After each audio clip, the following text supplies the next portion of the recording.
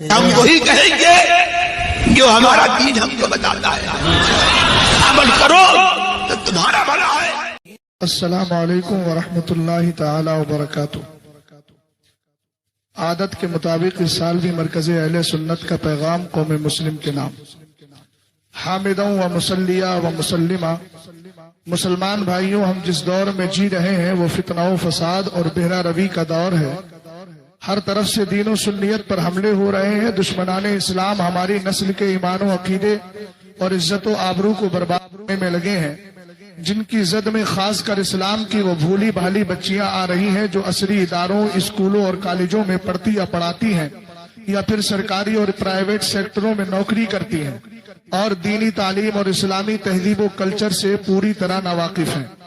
اور یہ سب کچھ آزادی نسواں کے نام پر ہو رہا ہے، جس کے اعتبار سے لڑکیوں کا بے پردہ نکلنا، غیر محرم کے ساتھ اختلاط، حتیٰ کہ غیر مسلموں سے بات چیت کرنا، میل جول رکھنا کوئی عیب نہیں سمجھا جاتا، جس کا برا انجام یہ ہوتا ہے کہ مسلم بچیاں ایمان و کفر کا فرق کیے بغیر بہت سارے موقعوں پر غیر مسلموں کے ساتھ شادیاں رچا لیتی اور ان کے ساتھ ہی زندگی گزارنے کا فیصلہ کر لیتی ہیں، العیاذ باللہ، جو ہر طرح خسارہ ہی خسارہ ہے، اور اس کی وجہ سے گھر، خاندان اور پوری قوم کو شرمندہ ہونا پڑتا ہے۔ اس گناہ میں اولاد کے ساتھ گھر والے بھی برابر کے ذمہ دار ہیں، چونکہ حدیث پاک کے مطابق ہر شخص اپنے ماتحت لوگوں کا ذمہ دار ہے۔ کوتاہی برتنے کی صورت میں کل بروز قیامت اس سے بھی سوال ہوگا۔ عورتیں نازک شیشی کی طرح ہیں، ان کو سدھارنا اور اسلامی ماحول میں ڈھالنا بڑوں کی ذمہ داری ہے۔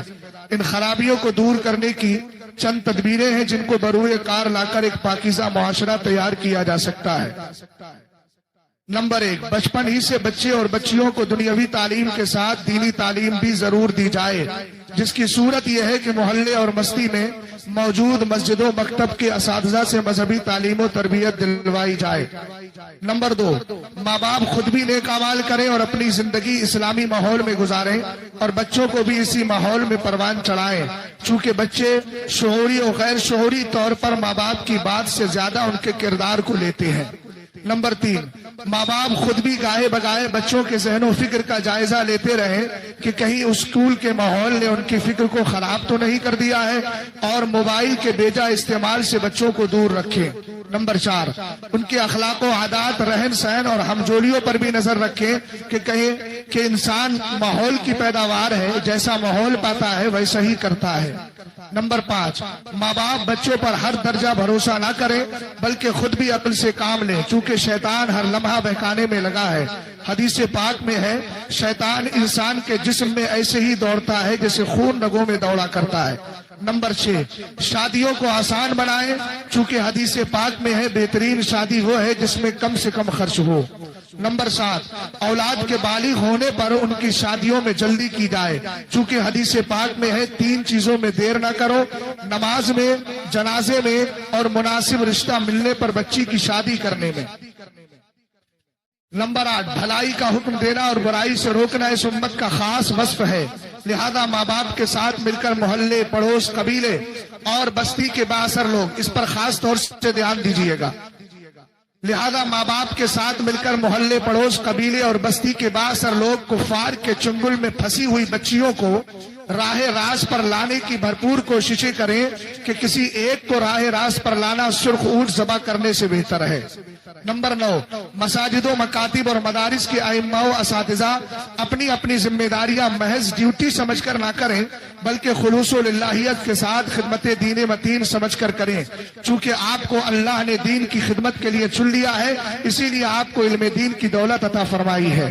نمبر 10، ائمہ، اساتذہ، خطبہ اور واعظین حالات زمانہ اور وقت کی ضرورت کے مطابق بلا کسی خوف و خطر کے عملی اقدامات کریں اور معاشرے کی خرابیوں کو دور کرنے میں بھرپور کوشاں رہیں اور ان امور کو انجام دینے میں مرکز اہل سنت بریلی شریف کی رہنمائی بھی لیتے رہیں۔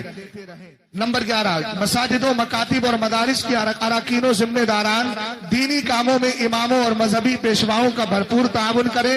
نمبر 12، مسجد کے ذمہ داران ان اماموں کو مسجد کے ذمہ داران اماموں کو بد مذہب کا نکاح و جنازہ پڑھانے پر مجبور نہ کریں اور نہ ہی رد بد مذہبہ کرنے سے روکیں کہ دشمنان دین اور گستاخان رسول صلی اللہ علیہ وسلم سے عداوت رکھنا ہی تقاضۂ حب نبوی اور ایمان کا حصہ ہے۔